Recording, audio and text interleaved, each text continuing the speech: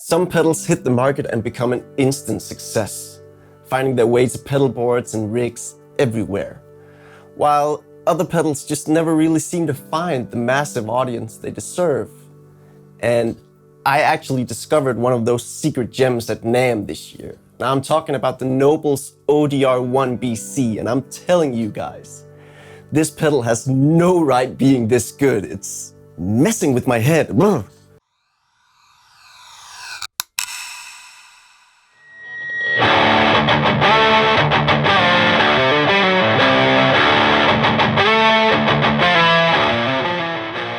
Alright, let's just quickly clear one thing up. When I said in the beginning that the pedal hasn't found the audience it deserves, it doesn't mean that it hasn't found an audience at all. It's actually pretty popular within certain circles, but I've just never noticed it in the musical circles that I move around in, and I think that's a shame.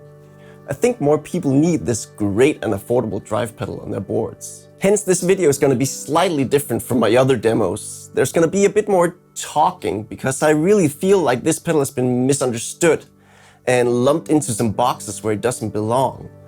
A stigmatization that I've actually subjected it to myself, which is why I haven't gotten one before now, even though this pedal has existed since the early 90s. So let's split this video up into two parts. The story behind the pedal, including a quick comparison between the current ODR-1 BC and a vintage ODR-1 from the 90s, and the demo and explanation of what's new in the latest version of the ODR-1. But before we get to that, let's hear the dang pedal.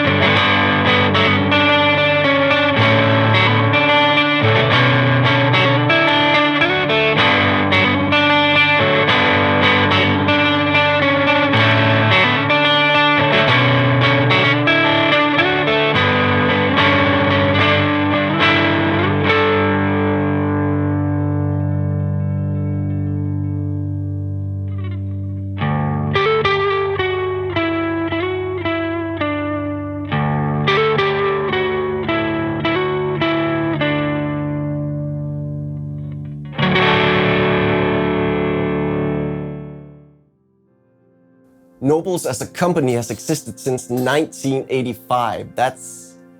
They're 1 year younger than me. That's messing with my head. I'm getting old. But they started out making high-end multi-effect rack units and really elaborate MIDI controllers, but they quickly noticed that the market was transforming and moving towards compact, intuitive stomp boxes. And hence, in 1992, they began working on their pedal line. Amongst a colorful lineup of highly tweakable distortions and modulation pedals, their humble and simple green 3-knob Overdrive somehow managed to stand out, and is today the only pedal currently in production by Nobels. Why, you ask? Because it simply sounded unlike anything else on the market. Where most other drive pedals went for that classic mid-boosted tone, the ODR-1 was one of the first pedals to truly deliver that transparent drive tone that's so coveted today. As expected by anything developed in Germany, the ODR-1 is a really well-made and over-engineered device. Relying on clever use of multiple filters at both the input and output stage of the pedal, as well as a for the time unheard use of clipping diodes at the output stage of the op-amp, is exactly what gives the pedal its very rich and natural sound.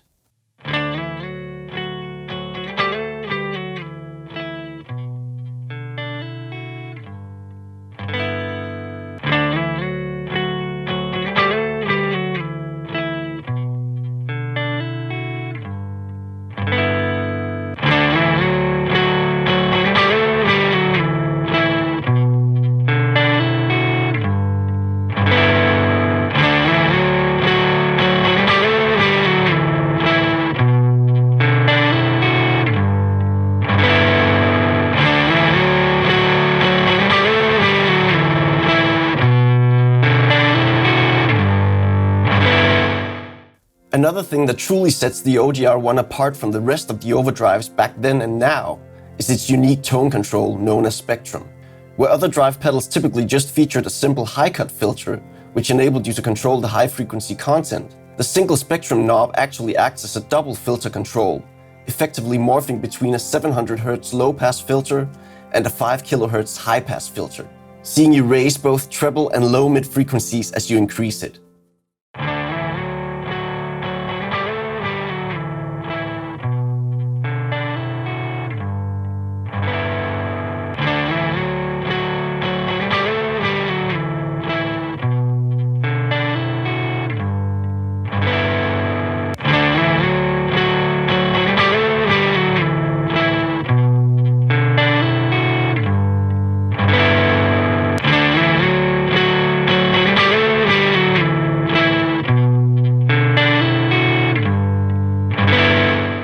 Well, all of this sounds pretty cool, right? So why hasn't the ODR-1 become as popular as other drive pedals?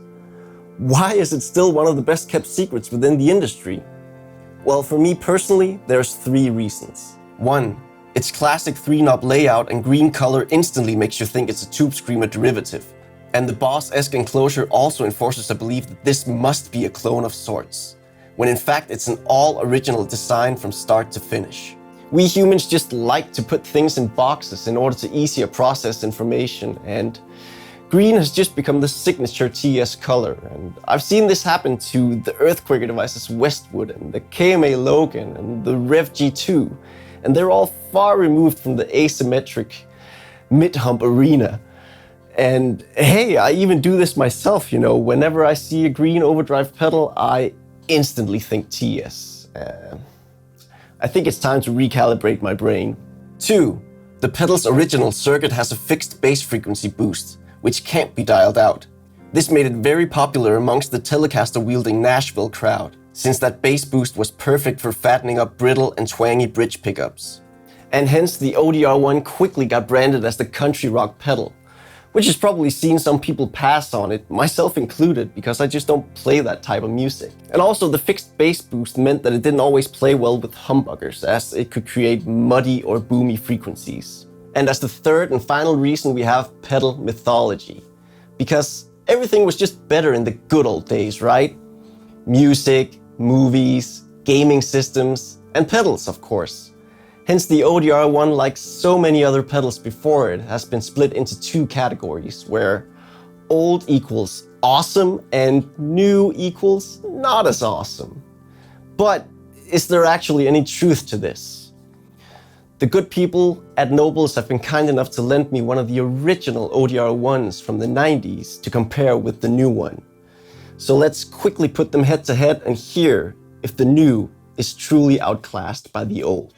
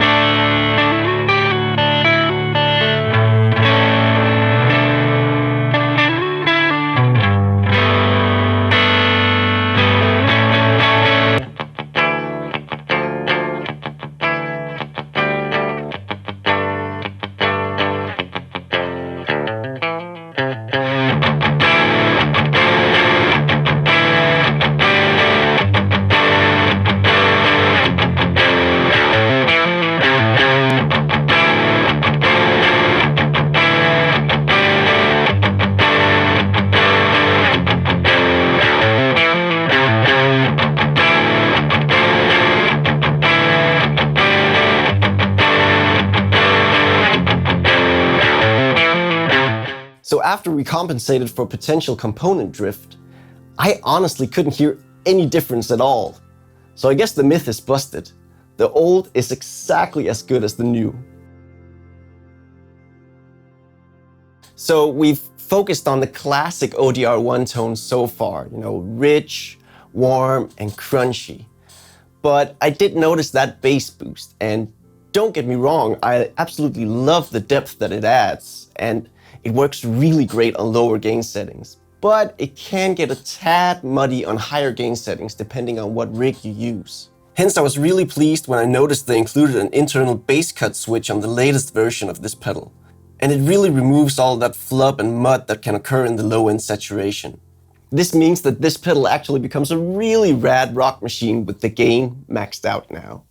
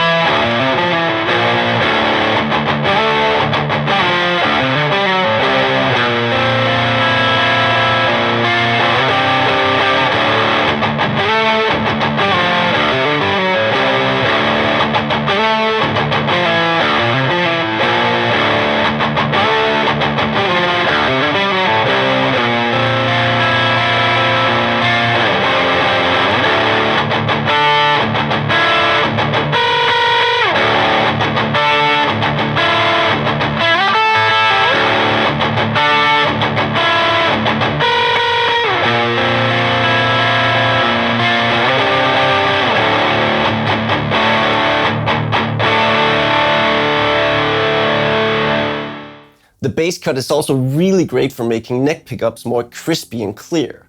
It's perfect for when you don't want to occupy the low-end spectrum of a mix too much, or if you want complex chords and interweaving melodies to stand out with clarity.